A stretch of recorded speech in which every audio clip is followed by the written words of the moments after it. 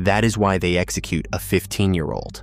For them, it is a crime against a man. It is the culture. At that time, the business operated in a rudimentary but effective manner. Farmers grew crops in the mountains, and smugglers transported the goods to the United States. Simple and straightforward. The echoes of the quick fortunes generated by this business resonated across Mexico, drawing the attention of ambitious criminals. But among all these contenders, only one would truly revolutionize the trade. His name was Miguel Ángel Felix Gallardo, nicknamed El Padrino, the Godfather. In the early 1970s, this former police officer was barely 25 years old when he began to go down the wrong path. Gifted with formidable intelligence and a keen political sense, he would soon become the first undisputed leader of Mexico's Narcos. To understand what comes next, it is important to know that at this time, Mexico was not yet structured into cartels as we know them today. The groups were simpler. They were simply called cliques or gangs. Most importantly, they had not yet divided the country into exclusive territories as if they were splitting a cake. The most surprising part of the story is the secret pact that bound these gangs to the Mexican government. Imagine a system where every gram of drugs moved with the tacit blessing of the authorities. Nothing, absolutely nothing, crossed the border without their approval. On the ground, this system ran like a well-oiled machine. The army looked the other way at just the right moment. The police discreetly escorted convoys, and at the top of this pyramid of corruption stood the Federal Security Directorate, the DFS, Mexico's equivalent of the CIA, pulling the strings from the shadows. A former DFS agent reveals how the system worked. It was not ordinary corruption, but a true, unofficial tax. The rules were simple, yet strict. Smugglers paid $60 per kilo transported, and in exchange, they received protection and freedom of action. This money was then redistributed among the various branches of the state, police, army, politicians. This system was based on a fundamental principle. All drugs had to leave Mexico. Local consumption was forbidden. Everything had to go to the American neighbors, as they delicately put it. In this parallel world, the Mexican state was not a victim of traffickers. It was their silent partner, and even their boss. The barons who followed the rules prospered. Those who refused to pay had their merchandise seized and ended up behind bars. This well-oiled mechanism operated without excessive violence, in near total silence. Meanwhile, in the United States, the streets were awash with a constant flow of Mexican drugs. It was impossible for Washington to turn a blind eye any longer. Under pressure from the DEA, the Mexican government launched an operation in 1975, codenamed Operation Condor. This operation, funded and backed by the United States, but carried out by the Mexican military, officially aimed to eradicate the poppy and marijuana crops thriving in the notorious Golden Triangle. The United States invested heavily in this collaboration, supplying modern helicopters, surveillance equipment, and specialized training for Mexican soldiers. An impressive show of force, but behind the scenes, the reality was quite different. This spectacular deployment was merely a show. Operation Condor devastated the plantations, but failed to neutralize the kingpins. Thanks to the corruption that had penetrated the Mexican federal agency, the DFS, the major barons were tipped off in advance. Like birds fleeing a storm, they abandoned their lands in Sinaloa and moved to other territories.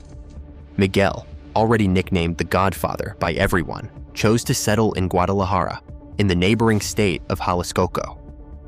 This forced relocation, far from weakening his group, would paradoxically make it stronger. The operation intended to destroy the business had merely shifted the problem, giving Miguel the opportunity to reorganize his operation. The Mexican underworld was not at its twilight, but at its dawn. Its greatest years were still ahead. For several years, the hills remained hard to access, but business quickly resumed with new plantations. Miguel, however, was preoccupied with a more fundamental problem. Until then, the production and distribution of drugs had been scattered among several small local gangs. These leaders operated in different regions, sometimes cooperating, sometimes fighting over territory. Miguel realized something that no one had seen before him. Rather than fighting over territories, why not unite? Where others saw only rivalries, Miguel envisioned a federation with himself as chief executive officer. And so at the end of the 1970s, an organization was born that would redefine Mexican history: the Guadalajara Cartel. This strategic alliance allowed the cartel to greatly expand its production for the American market, all with the complicity of the DFS, which regularly received briefcases stuffed with cash.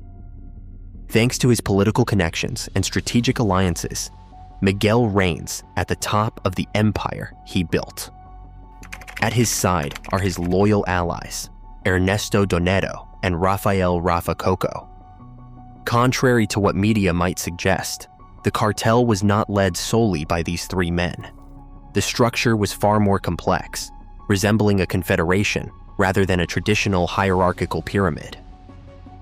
Apart from Miguel, undeniably at the top, the organization functioned as an alliance of regional leaders, each controlling their own territory and men. Within this fluid structure, three main levels can be distinguished, of which we will only mention the characters who would forever mark history, even though the list is much longer. At the top were the true leaders, Miguel of course, but also Donto, Pablo Aosta, and Alazul, among others. These men made the major decisions and controlled the main routes. A level below operated trusted men like Amado and, ironically, Rafa, who despite his media notoriety was not as powerful as that. And at the bottom of the ladder, almost invisible at the time, were Hector Palama, El Chapo, the Beltran Leva brothers, led by Aruro, and the Arellano Felix brothers.